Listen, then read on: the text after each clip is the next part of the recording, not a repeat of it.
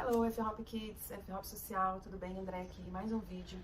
Mais uma vez eu lembro vocês que é muito importante o feedback para que eu possa entender o que você está entendendo. É uma reciprocidade, ok? Quando eu peço, é para que eu também possa melhorar no qual assunto que eu posso te ajudar melhor, ok? E hoje eu quero falar sobre algo um pouquinho mais técnico, didático, daquilo que eu aprendi também na faculdade, que é sobre as mediações de aprendizagem. Um psicólogo chamado Forster, ele trabalhou em Israel com crianças que eram imigrantes. E ele reconheceu, isso na década de 50, e ele reconheceu alguns gaps de aprendizagem nas crianças que tinham ensinamento direto, somente com conteúdo, e as crianças que não tinham, né, era um ensinamento só indireto. Como isso? Porque todas as pessoas, elas têm uma facilidade e uma dificuldade para aprender. Nem todas aprendem da mesma forma. Então, aquele ensinamento tradicional de que eu sento e a criança só me escuta, não é eficaz. Nós precisamos trabalhar como mediadores desse conhecimento, dessa aprendizagem. Okay? Então, eles chamam de mediações. Então, nós temos a primeira mediação, que é a mediação da reciprocidade e da intencionalidade. Número 2, que é a mediação do dar o significado que você está ensinando. E o 3, que é a mediação da transcendência. Tá? São 3 mediações mais básicas assim que ele apresentou e que ele viu ali nesse estudo. Então ele via que as crianças que elas tinham muita mais dificuldade de aprendizagem, elas não tinham tido um ensinamento indireto, que era o ensinamento olho no olho, que passava de geração. Tinha o vô, a avó, ou cresceu com as pessoas ao redor, que eram essas crianças imigrantes, que elas tinham essa dificuldade, não tinham a cultura delas nesse processo do crescimento. E as crianças que tinham mais facilidade, elas tinham tido, que são as crianças da própria terra, onde ele estava, né? Então ele trouxe isso. Então a primeira coisa, como que a gente pode trazer isso para a nossa realidade? Então quando eu vou ensinar, eu pensar nesses 3 pontos, né? Estou ensinando, estou com as crianças, né? Eu sei que eu sou mediadora, não sou totalmente dono do saber, de todo o conhecimento do mundo. Ali entre uma criança existe também uma troca, que a criança ela não vem com uma folha em branco. Ela tem a história dela, ela tem a família dela por trás. E o que ela tem para me dizer sobre aquilo que eu vou ensinar? Se eu vou ensinar sobre a responsabilidade, eu posso perguntar, que a gente faz essas perguntas. O que você entende sobre responsabilidade? E aí ela vai explicar para ela não entende. Como você acha que é ser responsável? E aí ela traz o que ela entende. E aí você vai colocar o teu objetivo, né, de ensino da responsabilidade sobre a criança, sobre o que você tem. E aí você vai dar essa melhorada, né, enriquecer o conhecimento que a criança tem, o que ela trouxe, ok? Então, a primeira coisa, reciprocidade e intencionalidade, que a gente vai trabalhar. E aí você trabalhou sobre a responsabilidade, e nessa interação, você vai estar olhando, ver se a criança está aprendendo. Você falou sobre responsabilidade jurídica, ela fez assim, jurídica, você falou, não vou falar sobre jurídica. Responsabilidade em casa, lavar louça, peguei, é o meu feedback, ela entendeu. Vocês entendem por que eu peço tanto feedback para vocês? Eu preciso entender se vocês estão aprendendo, se vocês estão comigo, e eu não tenho esse feedback, e aí eu não consigo te ajudar e melhorar o trabalho. Bom, eu entendi isso, tive esse feedback, porque se eu tenho esse feedback, eu ajusto. Né? Ela não entendeu esse vocabulário, deixa eu melhorar esse vocabulário, deixa eu falar uma outra, né, algo que ela vai entender, porque lembre-se que na igreja, né, social, eu não estou para ensinar o vocabulário só, eu estou para ensinar um valor, um princípio, e eu preciso ensinar da forma mais simples possível, ok? Eu não preciso mostrar que eu tenho um dicionário dentro de mim, eu quero passar de forma direta, simples.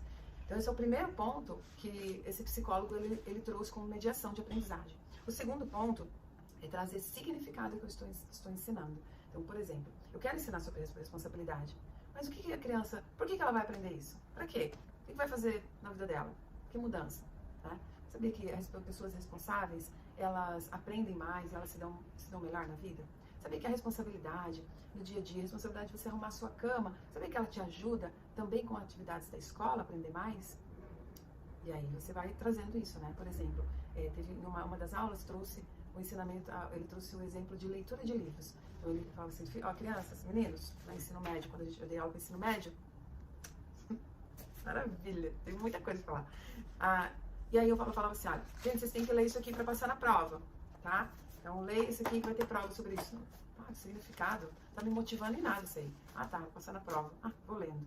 Agora ela e fala assim, olha, esse livro aqui, esse livro, ele fala sobre os tempos na França. E quando eu li esse livro, parece que eu fui levada para aquele tempo.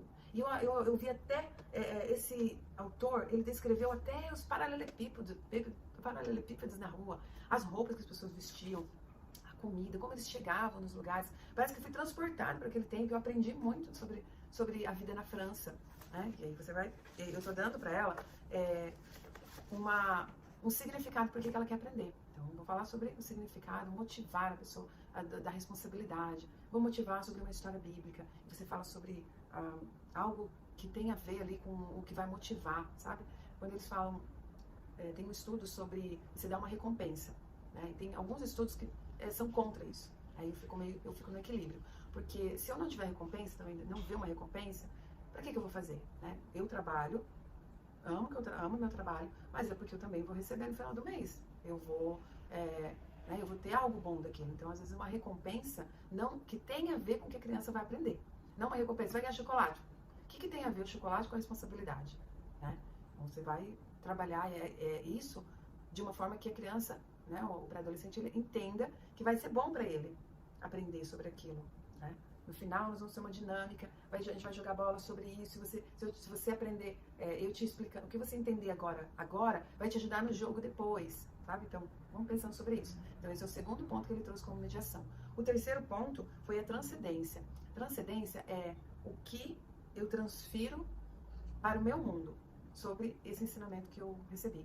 Como que eu transfiro a responsabilidade para mim? Como eu coloco na prática isso? Então, como que a gente pode aprender a viver essa responsabilidade, essa palavra tão legal, tão comprida na minha vida, na sua casa? E eu vou dar meu exemplo. Olha só, quando eu cumpro as minhas responsabilidades dentro de casa, que eu acordo mais cedo, a minha responsabilidade é acordar cedo e sair com o meu cachorrinho.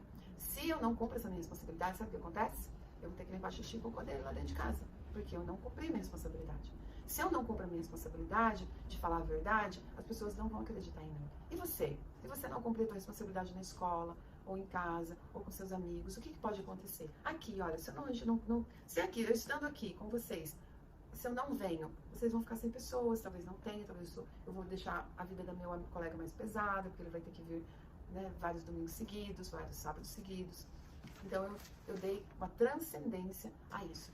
E esse psicólogo, ele também continua falando que quando eu estou com a criança, eu tenho aquele vínculo, eu construí vínculo com ela, eu chamo pelo nome, eu chego na salinha, eu chego na costeira, né, lá no Brejaru, e eu falo, oi fulano, como é que você tá? O que aconteceu com você aquela semana? Você falou que ia fazer um teste aí, foi tudo bem? E ela fala, nossa, ela lembrou de mim? Essa pessoa me lembra, se você não lembra o nome, eu tenho uma estratégia. Eu coloco o nome das crianças no meu guarda-roupa, pro lado de dentro.